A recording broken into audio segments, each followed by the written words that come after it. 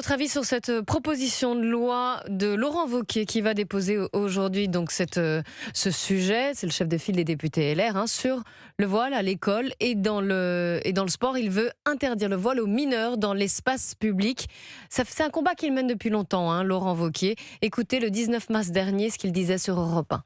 J'ai fait partie de ceux qui ont travaillé avec la commission de Bernard Stasi, qui a permis d'interdire le port du voile à l'école, collège, lycée. Quand j'ai été en conflit contre le maire de Grenoble, qui voulait mettre en place le burkini dans les piscines municipales, j'ai supprimé toutes les aides de ma région, la région Auvergne-Rhône-Alpes, à la mairie de Grenoble. Ce sont des sujets où je considère que la moindre compromission, la moindre lâcheté, aboutit à ce que petit à petit on se fait grignoter, parce que la laïcité ne se négocie pas. Donc interdire le voile aux mineurs dans l'espace public. Expliquez-nous, Thomas Bonnet, quel est l'objectif de Laurent Wauquiez ? C'est de répondre à un phénomène grandissant qui a été documenté d'abord dans le rapport sur l'entrisme des frères musulmans, mais aussi dans cette enquête de l'IFOP menée la semaine dernière où on apprenait que le nombre de jeunes femmes voilées de 15 à 24 ans avait triplé depuis 2003. 45%. 45% aujourd'hui revendiquent de porter le voile pour les femmes entre 15 et 24 ans.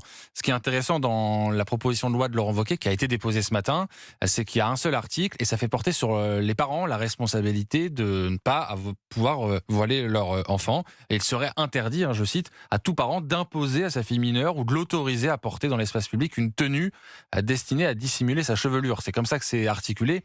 Et il se réfugiait aussi derrière une jurisprudence du Conseil constitutionnel de 2010, quand on avait voté la loi pour l'interdiction de se dissimuler le visage. Donc on verra si ça a des chances de passer d'abord à l'Assemblée, puis ensuite entre les fourches du Conseil constitutionnel.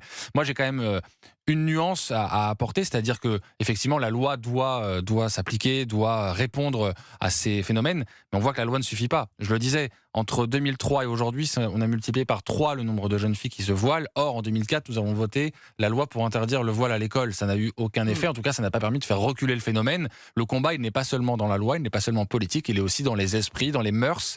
Et là, évidemment, c'est un chantier beaucoup plus vaste. Yvan Rioufol. Moi, je comprends pas naturellement tout à fait la démarche de Wauquiez. Je pourrais même la partager, mais je pense que là, on s'attaque aux effets. Je pense qu'il faut toujours aller à la source. Et aller à la source, c'est aller aux causes, effectivement, de ce port du voile qui devient un port du voile ostensible, qui marque une séparation. Et cette cause, c'est effectivement cette réislamisation de la société portée par notamment les frères musulmans. Donc plutôt que d'interdire le voile, d'ailleurs je ne vois pas très bien comment est-ce que l'on pourrait interdire le voile à des jeunes filles. En plus, il y a un effet de mode, puis il y a un effet de provocation dans la jeunesse. On est tous passés par là, si je puis dire, sans avoir à porter le voile, bien sûr. Enfin, ça reste un signe politique qui peut se raccrocher à cela. Je pense qu'il serait plus utile d'aller à la source de ceux qui effectivement, font en sorte que les jeunes filles croient se libérer en portant ce voile qui les avilit. Ça, c'est la première chose. Puis la deuxième chose, malgré tout, je pense que, même si je comprends encore une fois, que j'ai pu dire d'ailleurs comme Wauquiez qu'il fallait interdire le voile, je pense malgré tout que ce serait plutôt à la communauté musulmane elle-même, celle qui se rattache en tout cas à la République, aux règles laïques elles-mêmes, aux autorités musulmanes, d'avoir à dire à ces jeunes femmes que ce qu'elles portent là, c'est un symbole que les Iraniennes notamment, ou les Afghanes, exècrent au plus haut point, parce que c'est le symbole d'une infantilisation de la femme par rapport à l'homme. Ce serait plus aux musulmans eux-mêmes, aux Français musulmans eux-mêmes, d'avoir à dire cela à leurs filles, et d'abord dans les familles, bien entendu, et plus généralement à ceux qui pourraient les écouter.